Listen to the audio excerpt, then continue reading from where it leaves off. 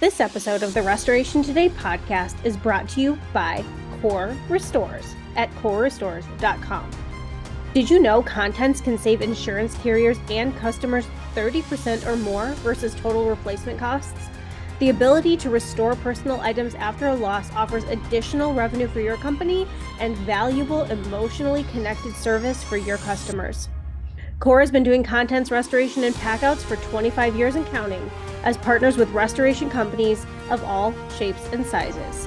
Learn more at corerestores.com. Hey there, Restorers. Thanks for checking out a fresh episode of the Restoration Today podcast. I am excited to be rolling out a new podcast platform. I'm using Riverside now, and it is just so happens that I have a marketing guru with me who is helping me kind of give Riverside a try. He's the perfect person to have here as my guinea pig guest, I suppose. I'm with Frankie Fihn. He owns Get Flood Jobs, but he also has been a big help to me in the background. He started kind of reaching out to me on LinkedIn and email and taking notice of things that were going on in CNR and has helped me move some of my brand forward in ways that I really needed help, some of my weak points when it comes to videos and other things. So I wanted to bring him on to kind of have just a relaxed conversation about marketing and about kind of those pain points that our industry feels about.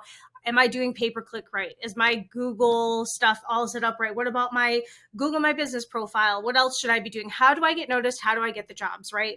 So I'm excited to have Frankie here. He lives in a much sunnier place than I do in Michigan. So Frankie, thank you very much for joining me. I'm going to toss it over to you and have you introduce yourself, share a little bit about your background and how you've moved into the restoration space a little bit more recently. Firstly, I want to say I'm stoked to be here and do this with you because you are a legend. So this is super fun for me. I've been looking forward to this all day. This is a true story. So for those of you guys who don't know me, my name is Frankie Fihn. And as Michelle mentioned, our company is called Get Flood Jobs. And I've been a 16-year kind of like marketing pro, but I'm relatively new in the water damage restoration space, but I'm not new to marketing as a whole. And super excited, actually. Been just getting to learn all of the challenges you guys face in terms of like standing out, getting the business in the first place, getting paid at all, finding quality help, and those kind of challenges. And it's been super insightful to be able to connect with like some of the industry leaders like Michelle and see just what it's like being a day in your shoes. So I'm glad to be here. Let's start there. Okay. Share more about your background in marketing and agency help and all that. You've coached in different industries and other people when it comes to marketing. So share more about your background, give people kind of your roots so they know where you're coming from. Yeah, it's funny because I never actually woke up one day and said like, oh, I want to get into marketing. Like a lot of people ask me today in this day and age, like, how do I get into it? And it started for me in 2007. I was sitting home, and as you know, Michelle, like I was just across the border in Windsor. Our area is largely dependent on Ford, General Motors, and Chryslers. You either work for the big three, or you work for a supplier for the big three, or you work for like a service industry, like a restaurant that depends on the big three. And they were announcing like layoffs by the day. By like sometimes, like I remember in my little town, like 10,000 people would get laid off. And at this time I was trying to go get a job. Like that's where I was at in the world. And so I didn't really have anything going on. A friend of mine reached out to me and said that, hey, I wrote this real estate course and we're going to sell it on the internet. And I kind of laughed and I was like, I was like, no, you wrote a real estate course. You're going to sell it on the internet. And he said to me, well, think about it. And he hung up the phone on me. And after 5 days, I realized I had gone to a job fair, and literally the only people at the job fair were commission only stuff where you have to hunt for your own lunch. I'm like, I'm going to have to sell something. I might as well sell, something that's my own thing. And so that led me down to this whole like rabbit hole of the magic internet monies. And so we ended up selling a couple of those courses and sold it 2 years later. But there was a long, difficult period, as many of you guys can attest to, where I think we made exactly zero for like a year and a half. And I still remember calling Matt all excited. I was like, someone just gave us $47. And he was like, who?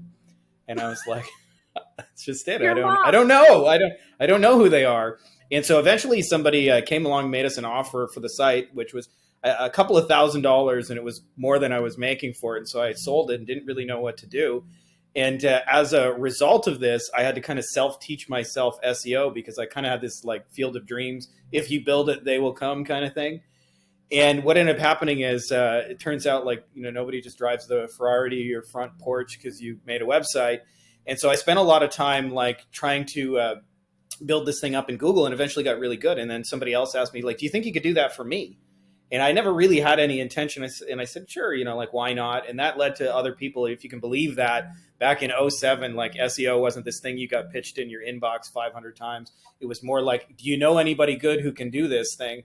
And so I started ranking websites in Google, and it started actually largely, I had probably like 150 plastic surgeons across the country. I did that for a lot of different years. And it led me down to this whole kind of path of now I actually I coach a few other digital marketers as well. And one of the cool things that you get to see is you get to see industries other than just restoration. And one of my mentors always said, everybody thinks I have these great ideas, but I literally just find what's working in one industry that everybody does all day long, is commonplace and works for everybody. And I go, if we just did this over here. So I've been given a lot of credit for things that have made people a lot of money, but are often just like, hey, do you notice like every person alive in this industry gets referrals this way, and you guys over here don't do anything? If we just took that thing over here, modified it a little bit, it'll probably work just the same. And so that's a little bit of my background, as I've been doing this for 16 years as somebody who kind of like coaches other people as well. I get to see like a lot of different industries and what works across there. So even though, obviously like my roots are in SEO and pay-per-click and websites, like I've seen it all. I've seen even work with some of the top people in the industry. A lot of you guys won't know him, but like Jay Abraham, who's Tony Robbins' mentor, and Damon John's mentor, and just been down a lot of cool rabbit holes. So that's a little bit about my story, but I never woke up one day and said, I want to be the SEO guy. It was more just kind of brought to me. And then, life kind of had a plan, I guess. So how did you discover restoration then?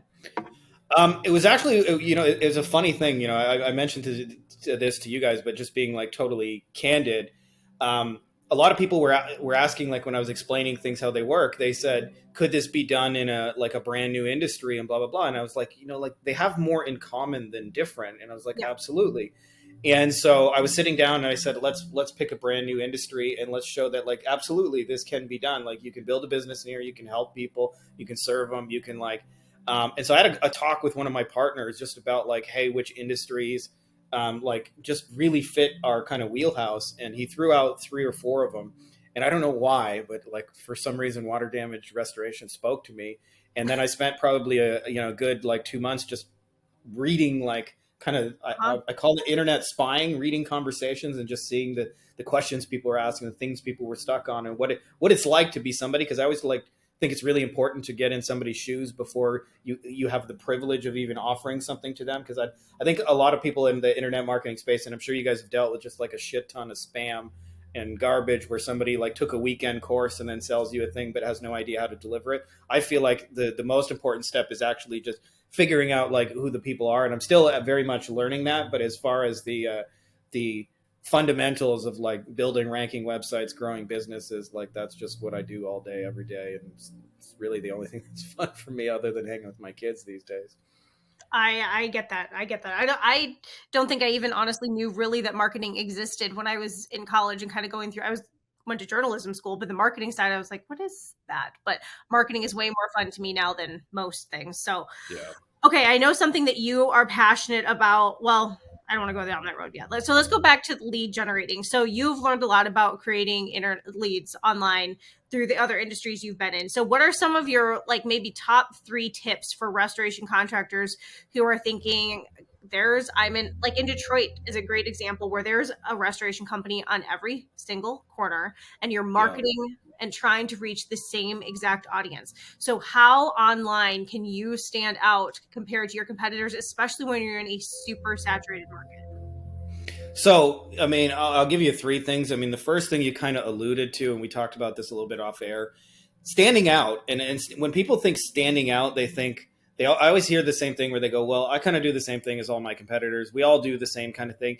Standing out to me is the little things, not the big things. So sometimes it's like, hey, we text you. We text you can be a standing out. I've seen it done where it's like, hey, we're a Christian company for other Christians. You can stand out based on your affinities and things like that.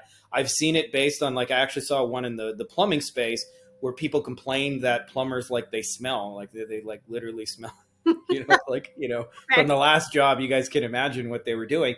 And so their guarantee was, how they stand out is like, our plumber will arrive on time, showered, and like smell nice, right? Like, and everybody thinks when they think standing out, they have to come up with this big elaborate claim. And usually it's just finding some little detail that you do already, and make it a big deal out of it. I call this frost brewed hops. I think it's Coors or Anheuser-Busch. For years, somebody asked them, like, how do you make beer? And this was like a marketing person who went in their company. And it turns out every beer company in the world uses frost brewed hops. All of them, 100% of them. There isn't one who doesn't. But they were the first ones to make a big deal out of it. And so they got to say, like, we use the frost brewed hops and like ice cold Rocky Mountain goodness and all that kind of angle. And really, they just took a little detail of their process that's like 1 minute out of a month of brewing a beer and made a big deal out of it. And almost always there's things like that in your company. And the best place to usually start is to ask people who've had to buy the service what they didn't like about it. And what you'll find is almost always you can come up with amazing things. I'll give you an example of this. I was working with years ago with a real estate attorney, and he said, like, he gets all his business from mortgage brokers and real estate agents. And he said that he asked them, like, what do you hate the most? And they said, after title companies close deals, they sit on my commission check, sometimes for a month. And I'm waiting and waiting, like, mail my check, dude. I got bills to pay. Yeah. And so he created a little offer that was something along the lines of, I'll mail your commission check within 24 hours, FedEx overnight, so you'll get it right away. And then all of a sudden, it didn't matter how much he cost. It didn't matter all of those things. There's always little details you can grab that you're doing that are different. We text, we show up faster.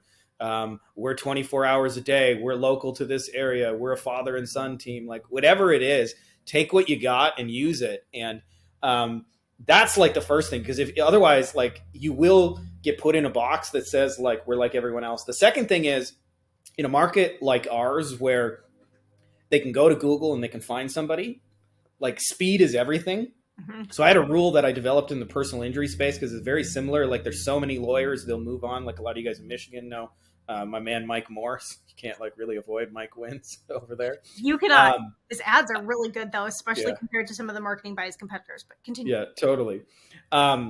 But one of the things is we developed a rule that says you got 3 minutes to call somebody back and close it. And so I see this all the time where people will say all the leads are bad and all the things. And it only seems like that way because people have already moved on. If you don't answer, they're not going to sit around and wait for the weekend to finish to call somebody back. And it's just the nature of our business that usually, like, when somebody calls, it's an emergency. And so developing those airtight processes where I say, like, 3 minutes is the magic rule. If somebody submits a form on your website, you got 180 seconds to call that person back or they're moving on, right? Because, like, that's how serious this thing is. So developing those, like, speed is almost everything. In many ways, if you fail that test, what you'll find is, like, no amount of leads will seem to make sense. They won't work. They won't flake on you, or they'll flake on you and all those different things. And then the third is, I'm a big believer in, like, authority driven content, which is, like, partly why we're doing this right now, and bringing people to you rather than, like, chasing it. And so I think half of your job is documenting your job so that it can be posted. It's like, I think the lowest of low hanging fruit to me is before, after, before, after, right? Like, every single time you do a job, before, after, and, like, then putting those proudly up on your website, with all the reviews and everything else where people can see, like, hey, these guys do good work. And the more you can nail those things, what you'll find is, like, with the before and after is, like, in many ways, the visuals sell your stuff better than the words ever do.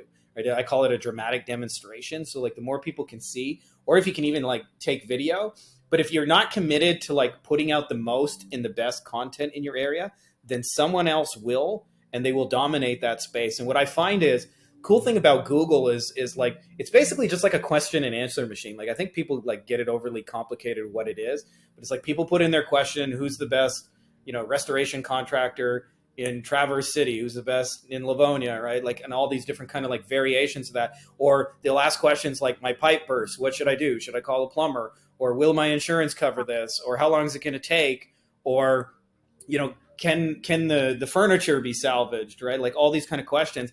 And if you want that business to be yours, every single time they Google that, you need to have a piece of content that matches that user intent. So I call it the content factory. And the people who win this game either create their own content factories or hire people like me to help build them those content factories. And it's not an instant overnight thing, but what will happen is I compare it like inroads to a city. Is like I actually visited a city once in Peru. It's the largest city on my travels in the world that does not have an incoming road. So it's like 450,000. You can only fly in or go up the Amazon jungle. It's a really interesting experience. But you can't leave once you're in there unless you get on a plane. And to me, like building authority-driven content is like building inroads to your water damage restoration business or your cleaning business, whatever it is, so that when people are looking for like, hey, my rug is dirty and I live in Traverse City or wherever, they're going to find you. And so the more you take ownership of that, and the cool thing about that, like we haven't got there yet, but like I feel like artificial intelligence is a cheat code on that for people who haven't figured that out, because you can like literally create an article a day on all those content, on all the content and things that people are searching, and do it in under like 15 seconds, like, and then have it like be a high quality output. And so a lot of times people don't realize, I've had people tell me this in 100 different industries. They're like, they always tell me there's somebody who's better and more successful than them, and they're not actually better at the business. They're just better at the marketing side of it. And I feel like you have to be the best at that as well. Like you have to make that a priority in your business. Like I can tell you, because we brought up Mike Morse. There's a lot of lawyers out there who do not feel like Mike Morse is the best lawyer and knows the law better than they do. But at the end of the day, there's no question, if you live in Michigan and you know who I'm talking about, like he's the best marketer. You see all his TV commercials, you see all his ads. You can't drive down the highway without seeing his billboard.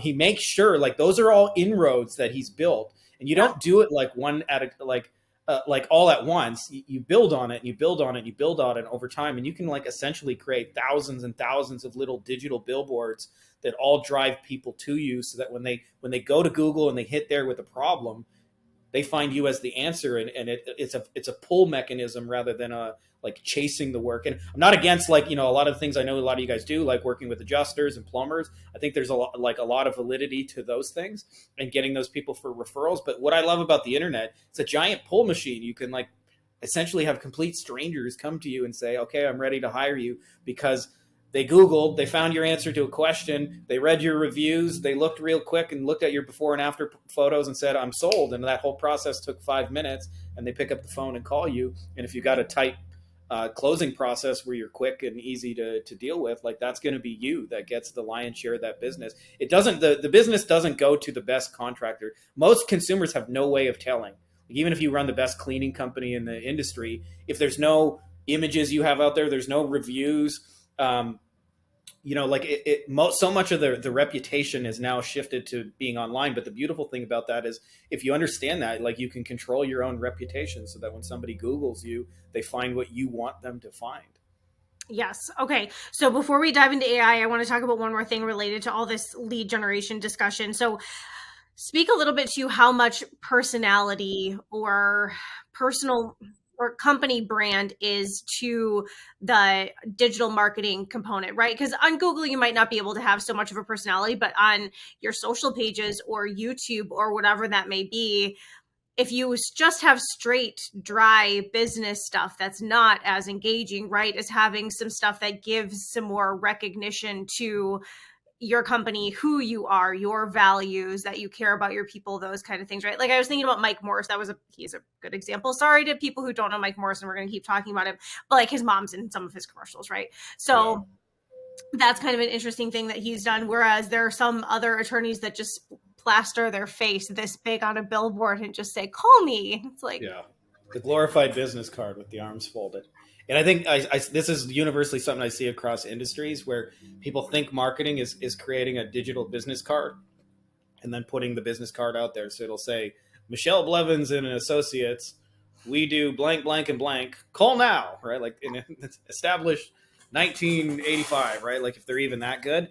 And as you mentioned, like so much of it, people want to buy from other people. Like there's a reason, like for those of you guys who've never seen, like Mike Morse puts his mom in his commercials, because people want to buy from people. Like if you think about like the opposite of that is a big faceless company like an insurance company, but Geico makes sure that they got that gecko in every commercial because they want you to associate their brand with a character. I've seen this done so many different ways, but what a lot of people don't are afraid of, I think more than anything, they think if I put my personality out there, how I really am and the stuff I'm really into, and I'm like real and I have kids and, like we're human beings and we go to the bathroom and all those kind of things, that people won't like me and they won't buy from me. And it's almost always the opposite effect, because they don't want to buy from big faceless companies where they can't really like get a human being. And if something goes wrong, the opposite is true. They want to know that they're buying from somebody who's like them, that lives in their area and shares the same kind of, values and wants some of the same things. And so the way I say that is like, be unapologetically you. And as you mentioned, Michelle, like, especially on social, don't be afraid to go well outside the lines of business. Yeah. I found that like a lot of the best performing stuff. So like for me, like in our agency, like I put a lot of like, because I grew up watching 90s wrestling and like 2000s. So I have like stupid Hulk Hogan and Ric Flair references and stuff in a lot of my stuff. And you would be amazed that people come to me. In fact, I can actually remember a client that we've been working with for like 5 years now. I sign all my emails, "May the Force be with you." And actually, it's funny because I'm not even that huge of a Star Wars fan. I just didn't know how to sign off the email. I was like, everybody has these cool signatures. So I'm like, I just want to write. I wrote, "May the Force be with me." And he called me up and he was like, "Well, I'm ready to work with you." And I said, okay, like, what are we doing together? And what happened? And he said, "Well, all I know is you sign your emails, 'May the Force be with you.' And so I knew you were the guy for me to work with because of that." And so a lot of times you think if you put that stuff out there, like the cheesy stuff you're into, the movies, the social, like I see this because we mentioned I worked a lot of years in personal injury. Is lawyers are, excuse my language, but fucking boring, right? And like talking about the law is boring, and the average person does not care. And so the lawyers who I see who like win the most with social are doing like Thanksgiving turkey drives and putting out like, "Hey, we just did a little event," and they're going around and they're passing out swag and t-shirts and they're going to the school. And it's by design, right? Like, it's not like they're just like your neighborhood friendly lawyer. It's all like a marketing and PR stunt. Like, there's a reason why they film it, right? It's not like they just woke up one day and said, "I want to give turkeys to the homeless." They're like, this works better as a commercial than me saying I'm awesome and I'm a great lawyer, because how do I say I care about people other than demonstrating I care about people? And so that's my way of saying, like, put your personality in your stuff, because people want to see it. Like, if you got kids, like, put your kids in it. Like, all my kids are in my stuff. Whatever shows you watch, they probably watch the same shows. Like, whatever you do on your downtime, like, they want to get to know you as a person. In fact, I've seen this, just because we mentioned this, a client comes to mind who he served in the military, since we're recording this just a day after Memorial Day. And he mentioned that in one of his ads one time. And people said, like, "I hired you because, you served." And then he started putting it in everything. And like, people call him because of that. Not because they think he's like the best cleaning company in 48 counties. It's because, like, "Hey, I want to work with you because I relate to you and what you stand for." And so, a lot of times we think, "Oh, but it'll piss off some people," and you probably will. But believe it or not, that's actually what you want. You want to push away people that are a bad fit, that are going to complain and leave you bad reviews. And you want what I call MKP, which are my kind of people. And there's a hidden metric where when you put yourself out there, like, you'll actually just naturally attract MKP, like your kind of people. And ultimately you'll have happier, more raving, more referral kind of customers or clients, because like the work that comes out of that is like, they'll be pre-sold on you, and almost always they'll tell their friends who are like them. And so, like, standing out, like, there's only you. So like, that's why I say, like, a lot of people are afraid the first time they put their personality out there, but once you do it, it's just better for business, and it's more fun to make stuff because you don't have to pretend to be someone you're not. I totally agree with that. I love all of that. And for people who are listening, I'll throw out another lawyer reference then that people will recognize. Ed Cross. He is a great example in the restoration industry of a lawyer who has thought outside the box and made their marketing kind of anything but boring. Some of it is on the more professional side, but then he's not afraid to own his rock starness. Yes. Yeah, and can I just say, like, we were talking about the event you just got back from, and I asked you how the event was, and you didn't say, like, great speakers and great content, and I learned so much. You said, like, "Oh, we got together at Blake Shelton's bar," right? Like, that's the kind of thing people remember, and it's true of your company too, right? Like, yes, it's It's about the people, and people buy from people, like you said. That's, I don't think that that's necessarily something that is going to go away. And people know so quickly whether they're going to buy from you or not. Those first few seconds of interaction, they know whether they're going to trust you and buy from you or not. So, okay, let's talk about AI. I know that that's a spot that you are passionate in. And I also know that contractors are always talking to me about, like, yeah, I guess I could write a blog in Chat GPT, but how do I know it's going to be right? How do I know it's going to be good? Is that really more work? Should I really be trusting the AI? Blah, blah, blah, blah, blah. You know where all that's going. So where do you think AI is going, and how do you think contractors could be leveraging it in ways that are going to be effective and not damaging? Because I think that's where the biggest fear lies right now. Yeah.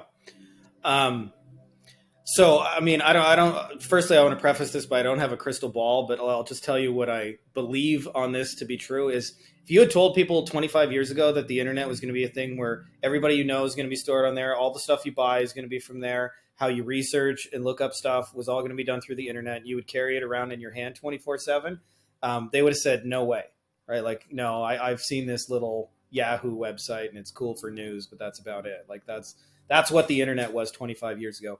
I think in many ways, this is what's happening right now is bigger, and it'll be 5 or 10 years before the average person realizes it. Now, the reason I say that, because if you're sitting there and you're a contractor and you're saying, like, how can I use AI in my business, or where does it even fit in? It probably doesn't feel like it even really has a place in there yet. But I'm here to tell you that what you can do is pioneer and lead that curve long before everyone else. You would ask for a way to stand out. Like, this is one of the easiest, lowest hanging fruit. It's just learn how to use this stuff. And where I feel like it has changed the game is the ability to create and mass produce content. As we mentioned, Google as a question and answer machine. So I'll give you guys a little exercise that anyone can do. And I did this in Chat GPT in under a minute. So I said, I created a water damage restoration company, and we offer these 7 services. Listed them. Said, please suggest to me questions people ask about these 7 services, and I had to put it in a table, and then went and spit out a table and said, match the services with a question. And I said, now for each of those questions, can you add a second another column to the table and give me a list of people things Google about those questions? And it went and it spit it out, and it told me essentially like the 150 most commonly Googled things about what I do. Right. So even before you say, like, hey, can I trust the content? Like, let's just talk about what that would have taken you as a research tool. I can tell you as a guy who's like done this for 16 years, there's been a lot of evolution, a lot of tools. But there was no tool that let me do that in under a minute. Like that's an hour's worth of what we would call keyword research in the industry, and then checking out competition and all those kind of things.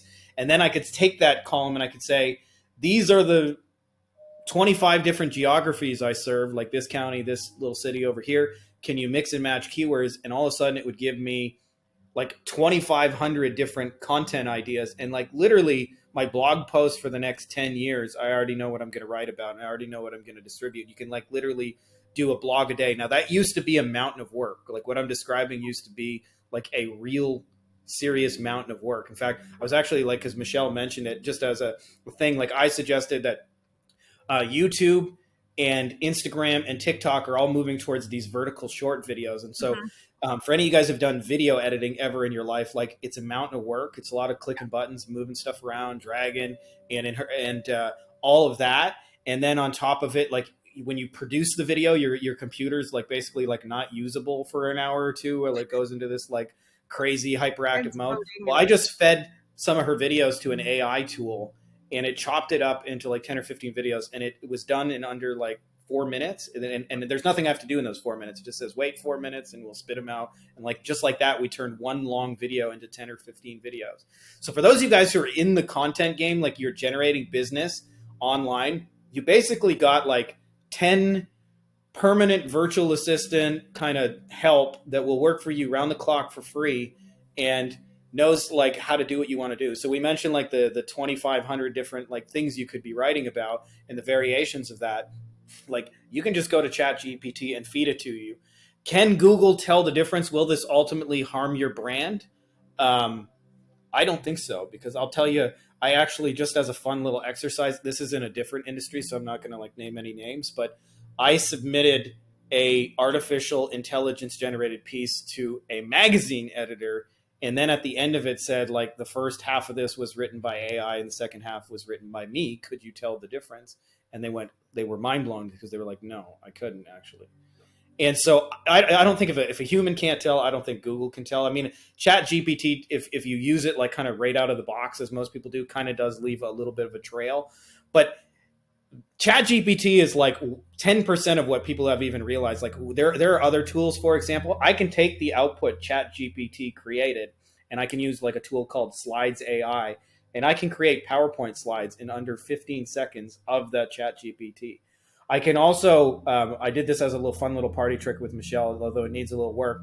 I can take recordings of her voice and feed it to another AI tool, and I can feed those things in there and clone her voice. And when I'm playing around with it, probably about 60% of people it nails. I'm not one of them. Michelle's kind of like so-so. But there's a couple of people where I actually sent them their own voice recording, and they thought it was a video they had made from before. I said, no. That's me. AI. Like, tell me what you want to say, and I'll get you to say it to me. And they were blown away that it was actually their voice. And so we have the ability to take a Chat GPT output, turn it into slides, turn it into a video in your voice, and then chop that video up into 20 different things. And so like what used to take you 27 hours and a team of 10 people in under 10 minutes, like I just created 20, 30 brand videos that promote your company in your voice, right? About the things people are trying to find you on. And so most people, even I would say, even in the marketing industry, have not figured out what this is. Like if you have currently an SEO company or a web design company, they're probably playing around with Chat GPT. I also have the ability to generate images. So like a lot of you guys are doing like Instagram, things like that. Like I can pump out Instagram stuff like every second all day long with these tools. And we've been experimenting with having it write the descriptions and the hashtags. And I'm telling you, like people cannot easily tell. So for those of you guys who are playing the content game, you just got the ability to like 10 or 100x your efficiency at it and build way more inroads to your business so much faster. And for the most part, like most of the help is free. Like we're talking about free tools that anybody can use. Like it's like the tool I use, like, you know, for chopping up your videos called Opus Pro. Like it's not a Frankie Fihn specialty. Like anybody can go there, put their video in, and it'll split it up into 10 or 15 like long or short form videos.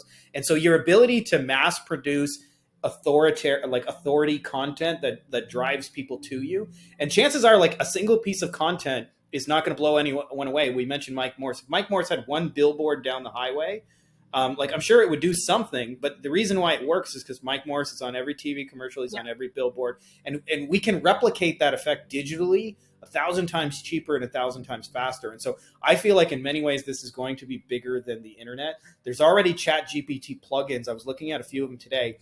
You can install a travel plugin. I haven't even played with these yet, but you can have say like, hey, I'm trying to book a flight from here to here. I'm willing to pay this much to there. Check out the dates, and it'll go, woo, it'll scan all the Google, run all the searches for you, and output, this is the optimal day. Do you want us to book it for you? There's an Amazon one where you can tell it, you know, I'd like to I'm running out of toilet paper. Can you set it up so that on Monday it auto renews my toilet paper and blah, blah, blah, it comes in. And so what's coming down the line, I don't know. I don't have a crystal ball, but for those of us who are like fooling around with these tools, because like I don't really think anybody, even in my world, the people who call themselves AI experts, will be the first to tell you we don't actually even know what we're doing with this yet. But I feel like the ability to mass produce stuff for your brand is like, it's almost like a cheat code. And so those people who haven't figured that out, who figure it out 3-4 years later, you're going to be at a massive disadvantage because you're going to be the lawyer trying to compete with Mike Morse, who's already on every billboard, who's already on every bus stop ad, who's already on the radio 27 times an hour. And then you're going to go, hey, that guy's a worse contractor than me. He does crappy work. But at the end of the day, people are going to trust him because he has a mountain of authority content, and that's how they found him. And they've heard of him before, you know, anything happens. So that's like, at least to me, like why I'm so passionate about it, because for those of us who've been doing this, like the efficiency like we just got is like I can't even, I don't even fully understand it myself, but it's going to be a change as big as the internet. Like there's no way it can't not be. Yes. Okay, so super quick, because you just made this comment before we wrap it up. you made the comment of don't get behind. If you're starting to use this stuff 4 years from now, you are going to be way behind and look like a dinosaur, right?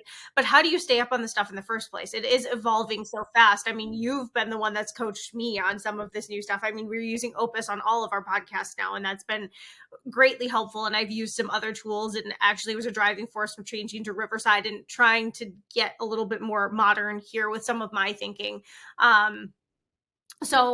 And I actually feel like I'm a pretty forward-thinking person and a pretty forward-thinking marketer, actually, and have helped others be successful with their marketing. But you're beyond me. So how do you keep up with AI? How do you know?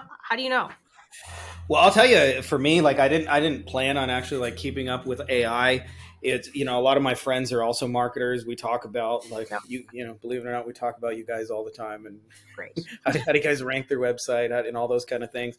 And there was a period of like 2 months where I couldn't go anywhere on my Facebook newsfeed without every second post being about ChatGPT. So like when that's the case, when you work online, you do a lot on Facebook, it's kind of like impossible to miss in my world. Yeah. In fact, I wasn't even using it. I almost just signed up for it. Like what are these guys even all talking about? Like everybody keeps talking about this ChatGPT. I'm kind of old fashioned. Like I still send a lot of stuff by direct mail. I like believe in real relationships and actually connecting with people. I'm like, AI is not going to change all this stuff. And then I got in there and fooled around with it. And then the first couple of times you see the party trick of like how it can spit out content in 30 seconds. You're like kind of blown away. So the short answer to that is like what I started doing, and I think anybody can do this, wherever you're active on social media is, whether that's, the Instagram or the Facebook or LinkedIn or whatever your tool of choice is, there are already self-organizing AI communities. Mm-hmm. Just join a few of them and just like, even just 10 minutes a week, just scroll through and see what's coming. Because like what ends up happening for me is like most of this stuff, I just have ears to the ground and hear through the grapevine. Like I'm very much not the first person using any of this stuff. I just think about like how this could be adapted personally. But like, for example, like, how did I find out about all these ChatGPT plugins like that you can order flights and you can, connect it with Amazon? Well, somebody posted, hey, did you guys know that they created plugins and this is all the stuff that's coming down the pipeline? So I just say like connect yourself with sources where you can have ears to the pipeline. They're not hard to find. You just go artificial intelligence and then click like communities or groups or whatever, and you go, or influencers, and you'll find like there's lots of people talking about this. And if you just have like a little bit of ears to the ground on that, you'll be so much more ahead of everybody else who's not. And I see this like where there were companies that like resisted the internet for like 10 years and then eventually said, all right, we'll build a website. And then I've had to work with companies like that where they go, how do we get to the number one in Google? And like, it can be done, but like you're 10 years behind in a race that you didn't even know you were running. Right. And so like, you don't have any reviews, you don't have a website, you don't have any incoming links. Like it can be done, but like, don't expect me to do this in 5 minutes. Like Mike Morris has been outbuilding you for 10 years now, and now we're trying to play catch up. And so it's the same kind of thing. If you just have ears to the ground, I don't even think you have to necessarily use it. If you just understand what's kind of coming down the pipeline, it'll make your life easier because you'll be more able to adapt. And it's one of those things that's like, it's evolving so fast technologically that I don't think anybody really even understands where it's headed next.